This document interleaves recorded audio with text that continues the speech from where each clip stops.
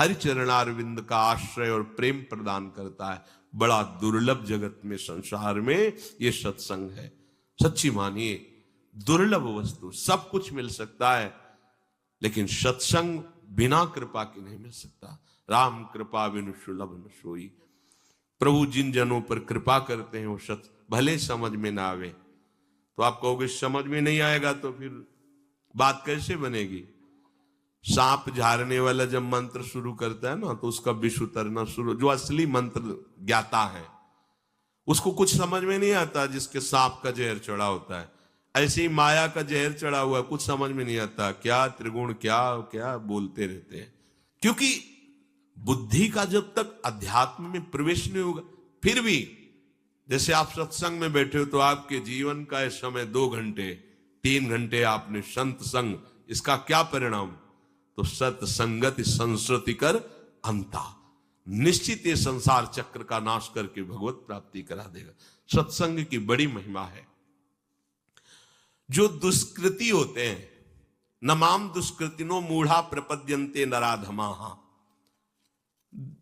बड़ा विचित्र खेल है। मनमानी आचरण भाई छोड़ो।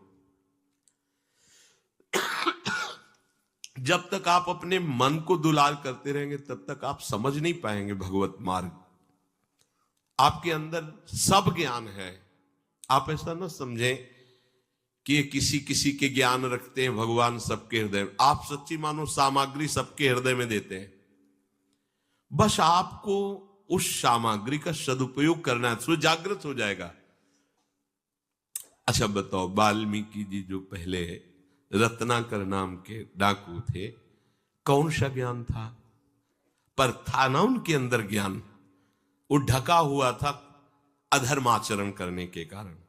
संत कृपा से जब नाम जप में लगे, अधर्माचरण छूटा, तो वही ज्ञान जागृत हो गया और कहा गया ब्रह्म ऋषि वाल्मीकि जी।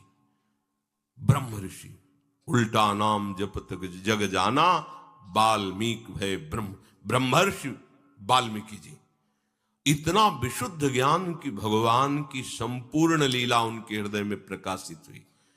और जो गोस्वामी जी ने टीका करके रामचरितमानस के रूप में सहज भाषा में लिखा, वही वाल्मीकि जी ने संस्कृत में लिखा, संस्कृत देव भाषा में।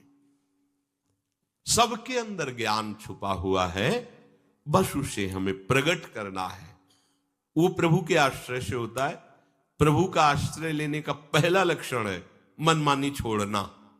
अगर आप मनमानी नहीं छोड़ पा रहे हैं तो प्रभु को पुकारिए, प्रभु के सामने बात रखिए, वो सुन रहे हैं। आप अपनी कुटिया में जो विराजमान श्री जी हैं उनसे बात कीजिए, उनके सामने अपनी बात रखिए कि देखो लाडली जी, मेरे अंदर ऐसी ऐसी बात है, आप जान रहे हो फिर भी आप नहीं सुन रहे, इसलिए हम सुना रहे हैं। इसको आप, अगर आपको ये पसंद नहीं तो ये बात हमारे हृदय में क्यों टिकी हुई है, हम नहीं हटा पाएंगे। लाडली जो आप कृपा करो, आप रोज प्रार्थना करो, प्रार्थना से भगवान का अवतार हो जाता है। सब मिलकर भगवान से प्रार्थना करते हैं, तभी तो भगवान का अवतार होता है। पर हम क्या करते हैं? मनमानी आचरण करते हैं। मनमानी आचरण ही दुष्कृत हो जाते हैं। दुष्कृत, सुकृत और दुष्कृत।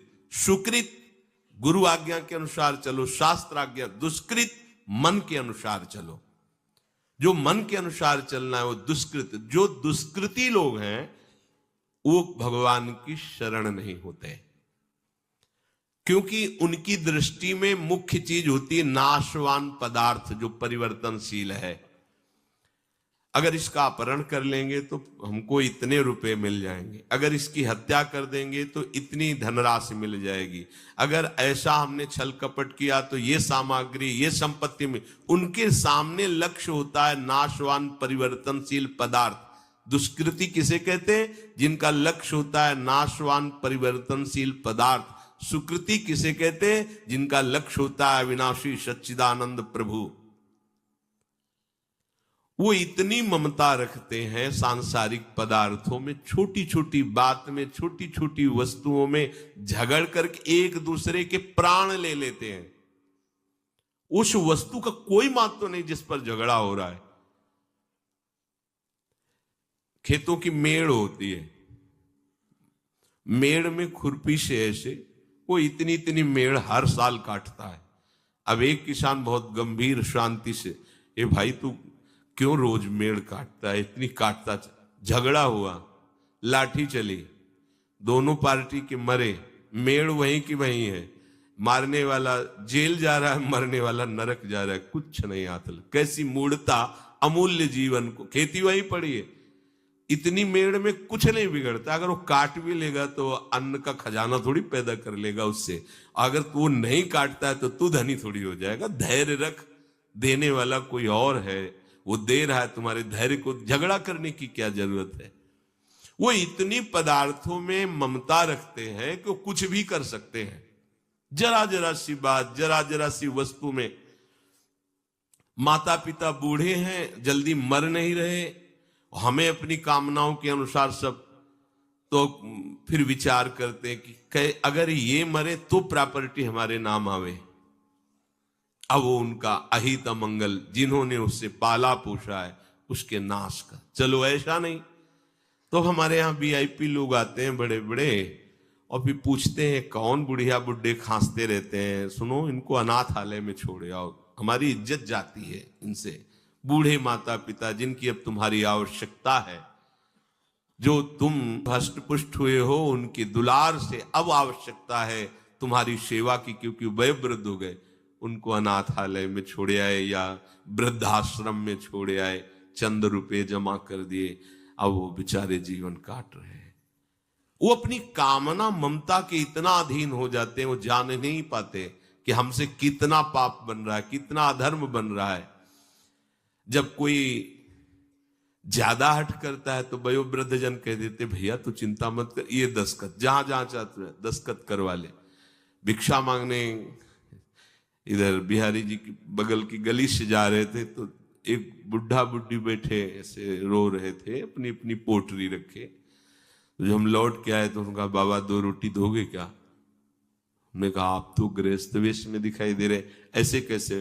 तो उनका, राजस्थान से हम आए, हमारे लड़कों ने भगा दिया है, हमारी जो संपत्ति थी वो लिखवा ली, जब उन्हीं के लिए थी तो हमने सोचा अब उन्होंने निकाल दिया है, कोई हमें नहीं रख रहा। वृंदावन आए हैं, भगवान की शरण